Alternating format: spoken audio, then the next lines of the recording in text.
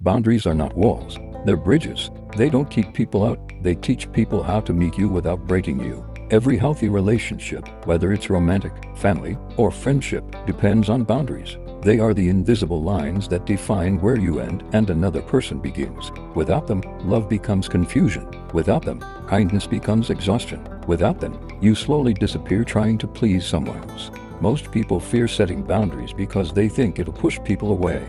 But the truth is, boundaries reveal who's meant to stay. People who truly love you won't see your boundaries as rejection. They'll see them as guidance on how to love you better. So, let's talk about the 5 boundaries you must set in every relationship if you want love that lasts. Love that doesn't drain you, manipulate you, or make you lose yourself. 1. The emotional boundary. My feelings matter too. This is the first and most important boundary because every relationship starts in the emotional realm.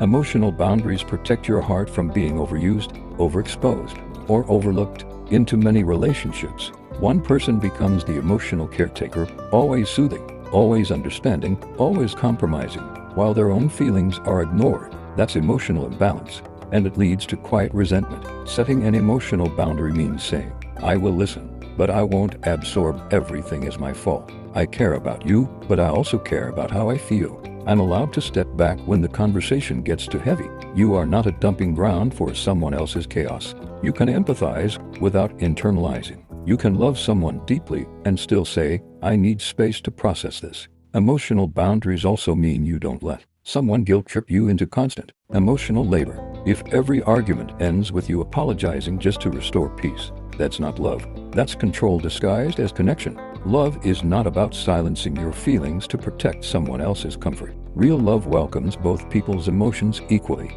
So start with this simple rule. Your emotions deserve as much respect as theirs. It's not selfish, it's balance. 2. The time and energy boundary. I cannot be available 24/7. Love doesn't mean unlimited access. Even in the most intimate relationships, you need space to breathe, rest, and grow.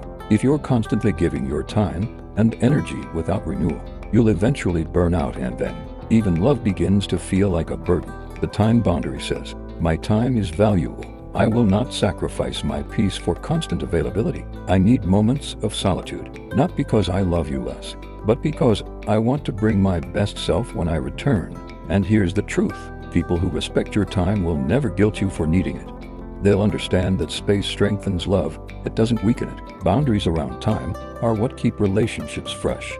It's what prevents suffocation and allows gratitude to grow. When you both have time to be individuals, you appreciate the moments together more deeply. So don't feel guilty for saying, I can't talk right now. I need a day to myself. I'm resting. Healthy love gives you permission to pause. 3. The communication boundary. We don't have to shout to be heard. The way you communicate determines the future of your relationship. You can love someone deeply and still destroy the relationship through how you speak. A communication boundary is not about avoiding conflict. It's about handling conflict with care. It means setting standards for how you talk, listen, and respond during disagreement. It sounds like this. I won't stay in conversations that turn disrespectful. I won't tolerate yelling, name-calling, or stonewalling. I'll come back when we can both talk calmly. This boundary protects both your dignity and your peace. Because even after the apology, words can linger like wounds. In relationships without communication boundaries, fights escalate quickly. People say things they don't mean, then spend days repairing what could have been prevented with respect. Healthy communication isn't about winning arguments. It's about protecting connection.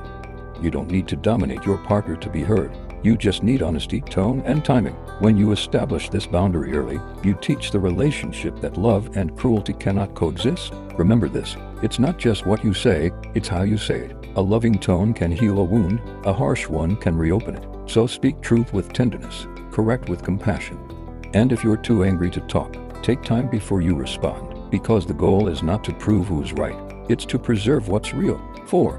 The physical and personal space boundary. My body, my space, my choice. Every relationship, no matter how close, requires respect for personal space. This boundary protects your physical comfort, privacy, and sense of autonomy. It's simple but sacred. No one has unlimited access to your body, your belongings, or your private life. Consent isn't a one-time event, it's a continuous agreement. Physical boundaries say, I get to decide when I'm comfortable. I need my personal space sometimes. Affection should never feel like pressure.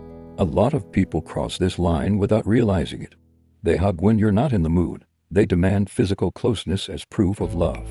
Or they invade your privacy, checking your phone, your messages, your location, all in the name of care. That's not care, that's control.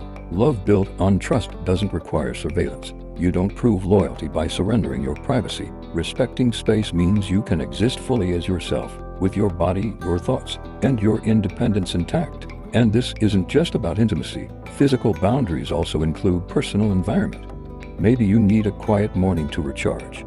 Maybe you don't want visitors unannounced.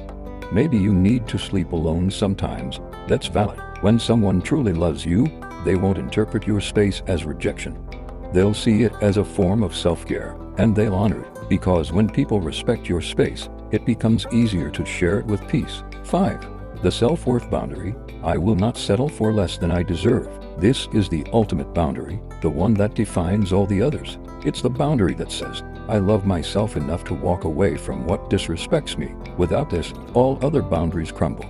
Because when you believe you don't deserve better, you'll accept anything just to feel love. The self-worth boundary is built from self-respect. It says, I will not beg for attention. I will not chase someone who consistently makes me feel small. I will not trade my peace for their approval. Every time you allow behavior that diminishes you, you teach the other person that it's okay to treat you that way. Boundaries are how you teach others what love looks like to you. This boundary also includes how you talk to yourself. If your inner voice constantly tells you, I'm not enough, I have to earn love, if I set boundaries, they'll leave. Pause. Ask yourself, why am I afraid to lose someone who isn't afraid to lose me? The truth is, the people who truly value you won't require you to shrink to stay loved. They'll grow with you. Sometimes, enforcing your self-worth boundary means losing people, and that's okay. You don't lose real love by standing up for yourself. You lose attachment to those who benefited from your silence. Remember, peace is the real proof of love. If you constantly feel anxious, unseen, or disrespected, that's not love, that's dependency. Real love will never ask you to sacrifice your self-respect to keep it alive. Why then do boundaries strengthen love and not break it? Boundaries are not ultimatums, they're expressions of honesty. They tell the truth about what you need to feel safe, loved, and respected. When both people have boundaries, relationships become more balanced. You stop guessing, you stop overgiving, you start showing up as your authentic self. Boundaries give love direction. They keep passion from turning into chaos, care from becoming control, and connection from turning into codependency. In a world where people confuse obsession for love and sacrifice for loyalty, boundaries remind us that you can love someone deeply and still choose yourself. And when both people choose themselves and each other, that's where peace begins. So let's recap. Emotional boundaries protect your heart. Time and energy boundaries protect your balance. Communication boundaries protect your peace. Physical boundaries protect your comfort. Self-worth boundaries protect your identity. Together, they form the framework of mature love, love that's calm, honest, and sustainable. If you've struggled with boundaries before, don't blame yourself.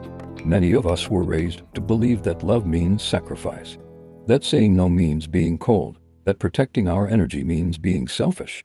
But the truth is, setting boundaries is one of the highest forms of love, because when you know how to protect your heart, you can give it freely, without fear, without resentment, without losing yourself in the process. Boundaries don't end relationships. They filter them, leaving behind only the ones that are safe, reciprocal, and real. So from today, stop apologizing for having limits. Stop feeling guilty for protecting your peace, and stop explaining why you deserve respect. You don't owe anyone endless access to your time, your emotions, or your soul. The people meant for you will understand your boundaries and love you deeper because of them. If this message resonated with you, take a deep breath and remind yourself, I am not hard to love. I am just learning to love myself first. If you found this helpful, like this video, share it with someone who needs this message, and subscribe to Shalom Kidd's Love Garden, where we talk about love, healing, and emotional wisdom for hearts that want to grow.